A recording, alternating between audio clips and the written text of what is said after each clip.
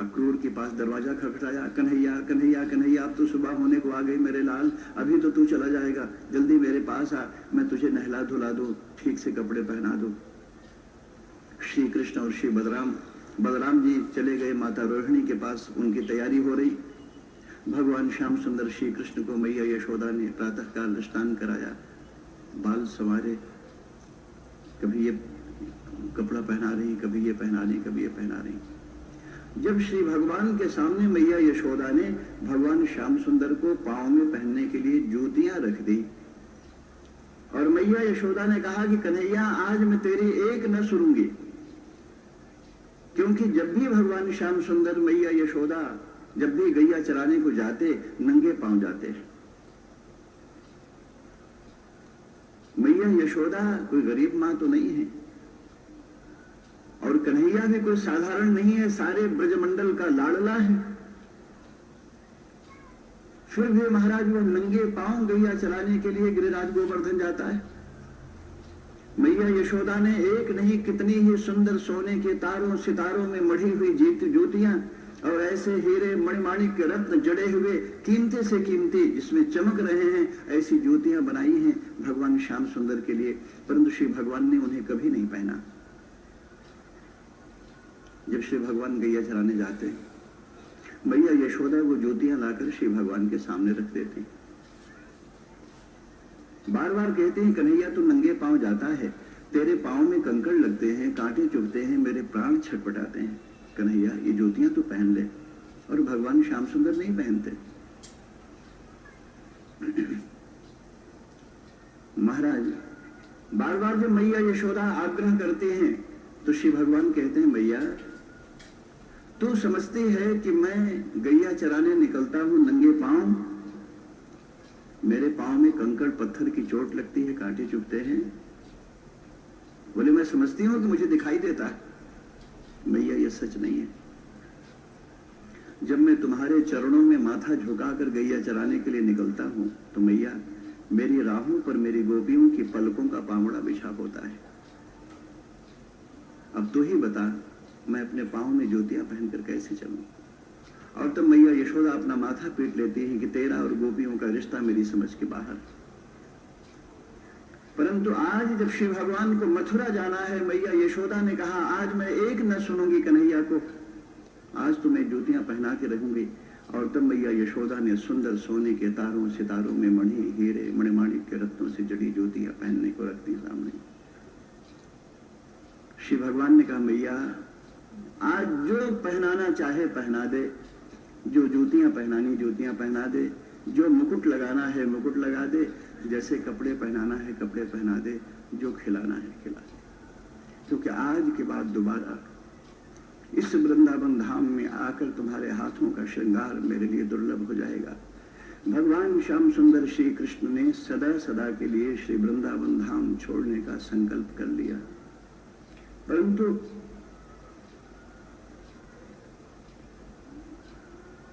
भोली मैया यशोदा नहीं जानती, बाबा भी नहीं जानते, इतना बड़ा रहस्य छिपा हुआ है। कृष्ण अगर एक बार श्री वृंदावन धाम छोड़कर चले गए मथुरा, दोबारा नहीं लौटेंगे। राजनीति में कितना षड्यंत्र होता है, राजनीति कूटनीति के दलदल में फंसा हुआ उनका कन्हैया सदा सदा के लिए छिन जाएगा, ये भोले भाले बाबा को कहां मालूम। श्रृंगार किया है श्री भगवान का मैया यशोदा ने।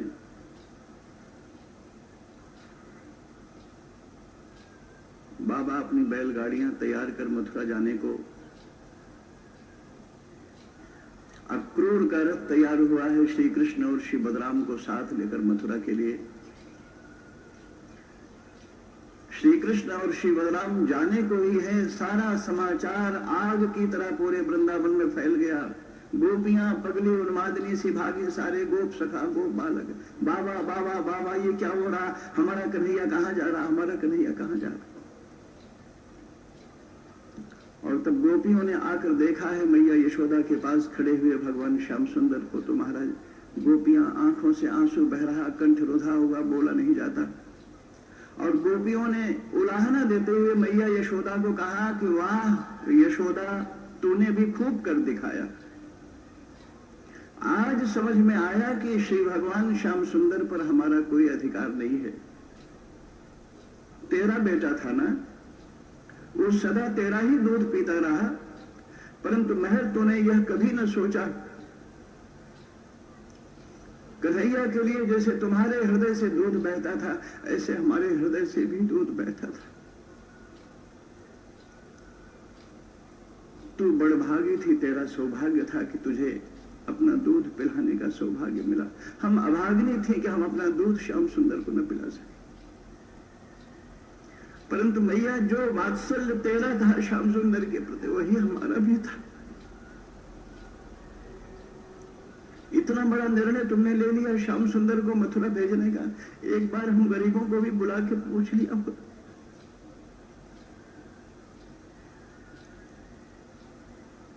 इसीलिए ना कि तुम्हारा था, उस पर हमारा कोई अधिकार नहीं था।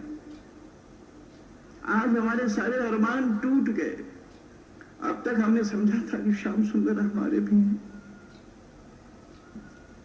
परंतु महर तुमने आज अपने इस व्यवहार से दिखा दिया कि श्याम सुंदर पर हमारा कोई अधिकार नहीं, वो हमारे लिए पराये थे।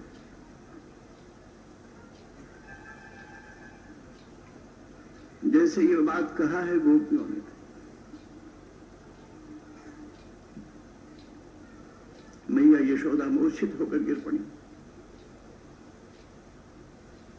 गोपियों ने मैया यशोदा के चरणों में मस्तक रखा, क्षमा याचना की। महर, अगर हमने कोई कठोर बात कह दी हो, हमें क्षमा कर देना। परंतु महर, तुम तो जानती हो हम श्याम सुंदर के बिना कैसे जी सकेंगे। वृंदावन के आकाश पर चंद्रमा की तरह जो अपनी किरणें बिखेरता रहा है, ऐसे श्याम सुंदर को छोड़कर वृंदावन अंधा हो जाए। वृंदावन में केवल अंधेरा होगा, प्रकाश की कोई किरण न होगी। मैया यशोदा ने कहा, गोपियों, मैंने कुछ नहीं किया, मैं कुछ नहीं जानती। कोई अक्रूर आया है मथुरा से, राजा कंस का निमंत्रण लेकर आया है। शिवरात्रि के दिन कोई यज्ञ हो रहा, उसी यज्ञ में भाग लेने के लिए। बाबा कहते हैं कि मैं तुम्हारे कन्हैया को ले जाऊंगा और जैसे ही यज्ञ समाप्त होगा उसके दूसरे दिन वृंदावन लेकर वापस आ जाऊंगा। गोपियों, मैं कुछ नहीं जानती, बाबा से पूछो। मैंने कुछ नहीं किया, मेरा तो ऐसे ही सब कुछ लुटा जा रहा है। सारा वृंदावन बिलख रहा। श्री कृष्ण और श्री बलराम रथ पर बैठे हैं। अक्रूर अपनी आंखों के सामने यह दृश्य देखकर हाथ कंप रहा, थर-थर शरीर कांप रहा। हाथ से घोड़ों की लगाम पकड़ना संभव नहीं हो पा रहा। किसी तरह रथ आगे बढ़ा। सारी गोपियां अपने आप को न संभाल सकी और गोपियां दौड़कर रथ के सामने जाकर लेट गईं। अरे अक्रूर, कौन कहेगा दुनिया में तू अक्रूर है? इससे बढ़कर क्रूर कोई हो सकता है जो हमारा जीवन धन, हमारा प्राण धन, हमारी आंखों की रोशनी छीन कर हमें अंधा करके जा रहा।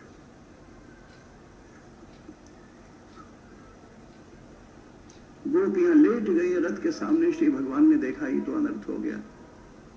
और तब भगवान श्याम सुंदर श्री कृष्ण रथ से नीचे उतरे, एक एक गोपियों को उठाया, उनकी आंखों में बह रहे आंसू अपने पीतांबर से पोंछा।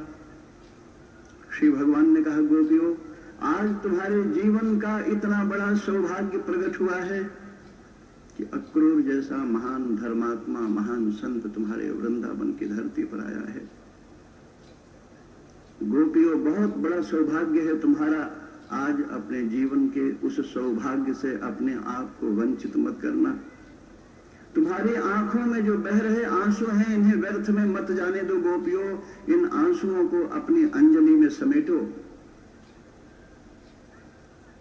और मुझ कृष्ण का, जो तुम्हारी सबसे प्रिय वस्तु है, उस कृष्ण का लोक मंगल की वेदी पर अक्रूर के हाथों दान कर दो गोपियों। आज के बाद मैं कृष्ण नहीं, गोपी कृष्ण कहा जाऊंगा।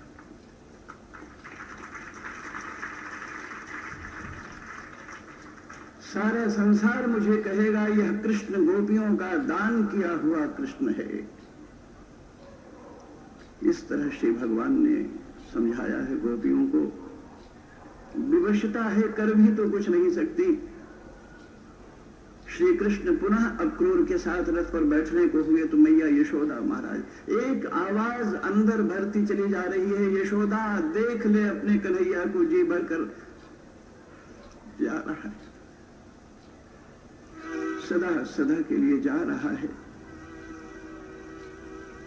और तो मैया यशोदा जैसे पागल हो गई, अपना आंचल संभाले जो ममता के वात्सल्य के आंसू दूध से भीग रहा है, या अपनी आंखें संभाले जो बरबस बरस रही हैं जिनसे दिखाई भी नहीं पड़ रहा। मैया यशोदा ने श्री भगवान को अपनी गोद में उठा लिया। मैया यशोदा ने कहा, मेरे लाल आज मुझे बहुत डर लग रहा है।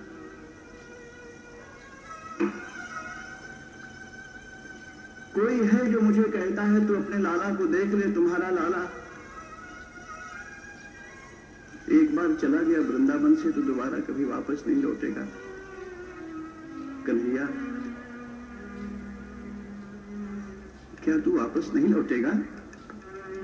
क्या तू मैया को कुछ छिपा रहा है, कुछ धोखा दे रहा है?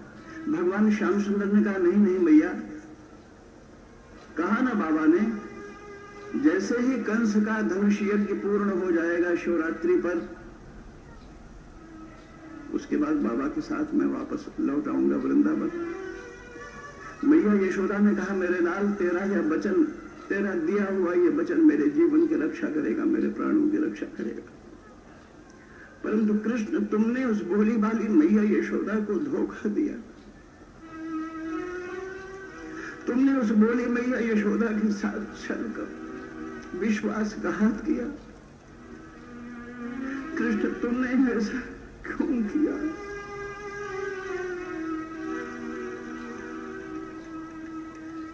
जिस यशोदा ने अपने प्राण निचोड़ निचोड़ कर दूध बनाकर तुम्हें पिलाया, तुम्हें चलना और बोलना सिखाया, उसका बदला कृष्ण तुमने उस भोली मैया यशोदा के साथ विश्वासघात करके उसका बदला चुकाया। अरे तू कैसा भगवान है?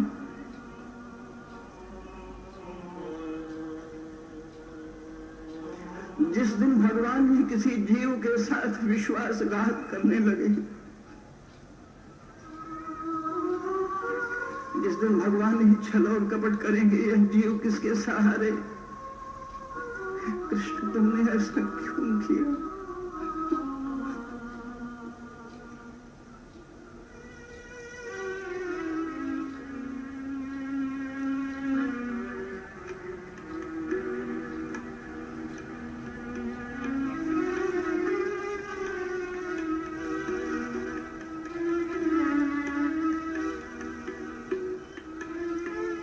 भगवान श्याम सुंदर श्री कृष्ण के द्वारा दिया गया आश्वासन, दिए गए वचन, उन्हीं पर विश्वास करके भोली मैया यशोदा ने सारे वृंदावन की गोपियों ने अपने प्राणों से प्रिय श्याम सुंदर को सदा सदा के लिए विदा कर दिया। इसके बाद श्री कृष्ण कभी दोबारा वृंदावन वापस नहीं लौटे।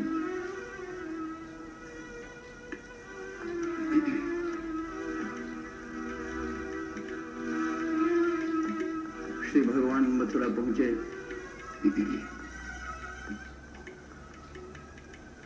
धनुष यज्ञ महोत्सव के पहले ही संध्या के समय यज्ञ मंडप का दर्शन करने के बहाने जाकर धनुष को तोड़ दिया।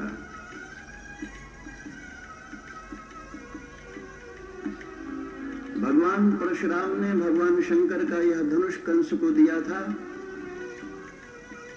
और साथ में यह भी कहा था कि अगर कभी शिवरात्रि के पर्व पर धनुष का पूजन के पहले यह धनुष किसी के हाथों टूट जाएगा कंस, तो तू समझना कि उसी के हाथों तेरी मृत्यु होगी। श्री भगवान ने सोचा कंस को एक मौका देना चाहिए। धनुष यज्ञ कल होगा, रात्रि बीच में है, कंस को यह सूचना दे दूं, उसका काल कृष्ण मथुरा आ गया। अभी भी बहुत कुछ हो सकता है। समर्पण के द्वारा, श्रद्धा भाव के द्वारा, निर्मल हृदय के द्वारा अभी बहुत कुछ संभव है। इसलिए श्री भगवान ने संध्या काल में धनुष यज्ञ मंडप में जाकर धनुष को तोड़ दिया। कंस अपने सिंहासन के ऊपर बैठा हुआ धड़ाम से नीचे गिरा। कंस ने पूछा क्या हुआ? बोले महाराज धनुष टूट गया। कंस थर थर कांप उठा। काल प्रकट हो गया। कृष्ण नहीं, काल आ गया मथुरा में। परंतु अहंकारी व्यक्ति शरणागत होना नहीं चाहता। धोखा देगा, विश्वासघात करेगा, छल करेगा, कपट करेगा, सारा षड्यंत्र करेगा, परंतु नजरें झुकाकर, माथा झुकाकर श्री भगवान के चरणों में समर्पण नहीं कर सकता। महाराज, कंस ने श्री कृष्ण को मरवा देने के लिए कुबलयापीड का उपयोग किया। कुबलयापीड का उद्धार हुआ। धनुष यज्ञ के मंडप के नीचे जो विशाल अखाड़ा बना हुआ था मल्ल युद्ध के लिए, उसमें चाणूर, मुष्टिक, शल, तोशल आदि पहलवान आए। मल्ल युद्ध, क्या तुमने हमारे स्वागत का प्रबंध किया है अपनी मथुरा में? कहीं कुबलयापीड, कहीं चाणूर, कहीं मुष्टिक, कहीं शल और तोशल। तमीजदार तो तुम हो मामा। अपने आप को धोखे में मत रखो। जिस देवकी का एक दिन बाल पकड़कर तुमने रथ से नीचे पटक कर अपमान किया था, आज उसी देवकी का पुत्र कृष्ण तुम्हारे सामने काल बनकर प्रकट हुआ है। कंस, मैं बिना अपराध बताए दंड नहीं दूंगा। और अपराध तुम्हारा यह है कि उस भोली भाली अबला देवकी के बाल पकड़कर तुमने नीचे पटक दिए थे। मैं किसी भी अपराध को क्षमा कर सकता हूं, परंतु अगर कोई पुरुष किसी स्त्री के बाल पकड़कर खींचता है और अपमानित करता है, ऐसे पुरुष को मैं कभी क्षमा नहीं कर सकता। दुशासन ने द्रौपदी के बाल पकड़कर खींचे तो क्या गति हुई? रावण ने वेदमती के बाल पकड़कर अपमानित किया उसे, वही वेदमती सीता बनकर प्रकट हुई और रावण की क्या दशा हुई? कंस, तूने भी मेरी मां देवकी के बाल पकड़कर उसे अपमानित किया और वो बेचारी भोली अबला कुछ कर न सकी प्रतिकार। आज उसी का पुत्र कृष्ण तुम्हारी चोटी पकड़कर तुम्हें नीचे पटक रहा है। अपने प्राणों की रक्षा कर सको तो कर लो। और महाराज, कंस गदा उठाकर सावधान होता कि इसके पहले ही श्री भगवान ने कंस की चोटी पकड़ी, उठाकर नीचे पटक दिया। कंस नीचे गिरा। यह तो कंस के द्वारा किए गए अपराध का दंड था। परंतु महाराज, कंस का सौभाग्य भी तो है कि कृष्ण का दर्शन हो गया, उसका भी तो फल मिलना चाहिए। और तब स्वयं श्री कृष्ण ने ऊपर से छलांग लगाई। श्री भगवान के दोनों चरण कंस के हृदय पर पड़े। श्री भगवान कंस के हृदय पर गिरे।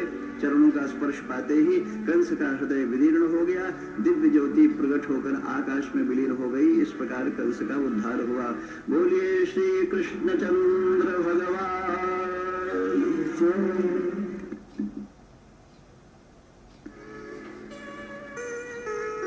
वही हुआ जिसका डर था। मैया यशोदा के अंतःकरण में एक भय,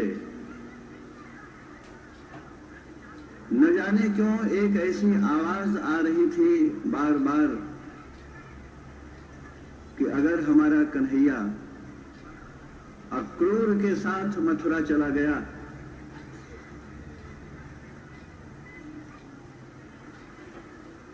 तो सदा सदा के लिए हमसे बिछुड़ जाएगा। और जब धनुष यज्ञ समाप्त होने के बाद बाबा नंद खाली हाथ वृंदावन वापस लौट आए। और जब मैया यशोदा को पता चला, विश्वास नहीं होता, परंतु बाबा कहते हैं कि जिन भगवान श्याम सुंदर को मैया यशोदा अपना पुत्र मानती थी, अपनी कोख का जाया अपना,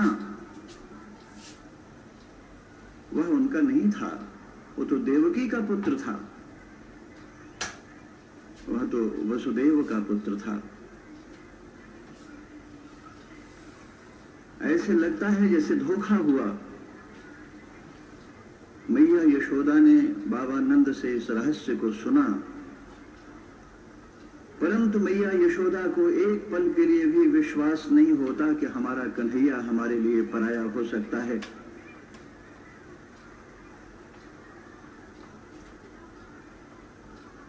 श्री वृंदावन के द्वार पर खड़ी हुई मैया यशोदा अपने प्राणों से प्रिय पुत्र भगवान श्याम सुंदर का वापस लौटने का इंतजार करती हैं, प्रतीक्षा करती रहती हैं। वर्ष पर वर्ष गुजरते चले गए हैं, परंतु मैया यशोदा की प्रतीक्षा बंद नहीं हुई। अपने श्याम के लिए मैया यशोदा की आंखों में निरंतर आंसू बह रहा और अपने कन्हैया के लिए मैया यशोदा का आंचल निरंतर भीग रहा। दूध की धारा बंद होती नहीं। बिलखती है मैया यशोदा, पुकारती हैं अपने कन्हैया को, यह दूध व्यर्थ जा रहा है मेरे लाल, इसे कौन पिएगा, तू मेरे पास क्यों नहीं आ जाता। उन्मादनी और पागल सी मैया यशोदा प्रतीक्षा करती है श्याम सुंदर के आने का। धीरे धीरे सूरज ढलता है, गोधूली वेला संध्या का समय होता है। गोपी आकर कहती है, महर कब तक इस तरह खड़ी राह निहारती रहोगी, अब वापस तो लौटो। तो मैया यशोदा कहती हैं, गोपी कन्हैया क्यों नहीं आया, गैया चराने गया, सुबह ही भूखा प्यासा होगा, जल्दी से हमारा कन्हैया आ जाए। गोपी ने कहा, गैया चराने नहीं गया महर, वो तो तुम्हें छोड़कर, सारे वृंदावन को छोड़कर मथुरा चला गया।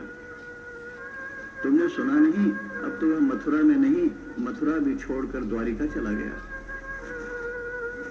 परंतु मैया यशोदा को विश्वास नहीं होता। गोपी तो पागल हो गई है ऐसे लगता है। मेरा कन्हैया तो मेरे पास है, वो गैया चराने गिरिराज जी गया है। ज्यों ज्यों सूरज ढलेगा, अंधेरा आएगा, मेरा कन्हैया मेरे पास आ जाएगा। गोपी को लगता है कि मैया तो सचमुच पागल हो गई। मैया यशोदा ने कहा, गोपी तुम्हें भी लगता है कि मैं पागल हो गई? मैं सच कहती हूँ, वो जो गया होगा मथुरा, जो चला गया द्वारिका, वो कोई दूसरा होगा, वो कोई नकली होगा। हमारा कन्हैया तो सदा हमारे पास है।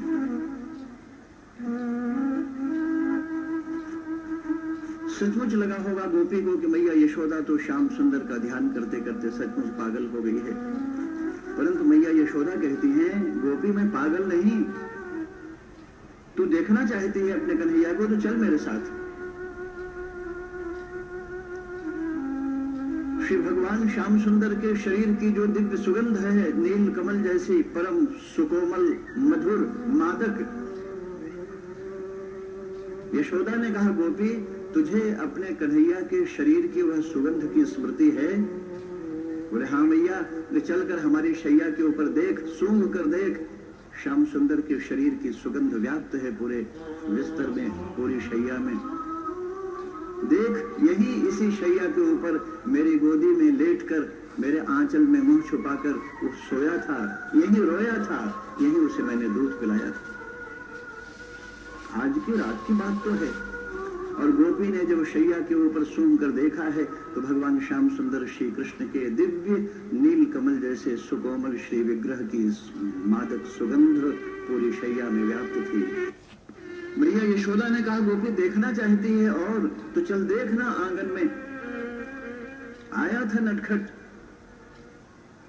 मैंने उसे माखन खिलाया अपने हाथों से, फिर भी जब यहाँ से जाने लगा तो कंकड़ उठाकर ये मटका तोड़ दिया, माखन फैल गया और उस माखन के ऊपर भगवान श्याम सुंदर के नन्हे नन्हे कोमल चरणों के चिन्ह अंकित हो गए, क्योंकि इसी के ऊपर से भागा था।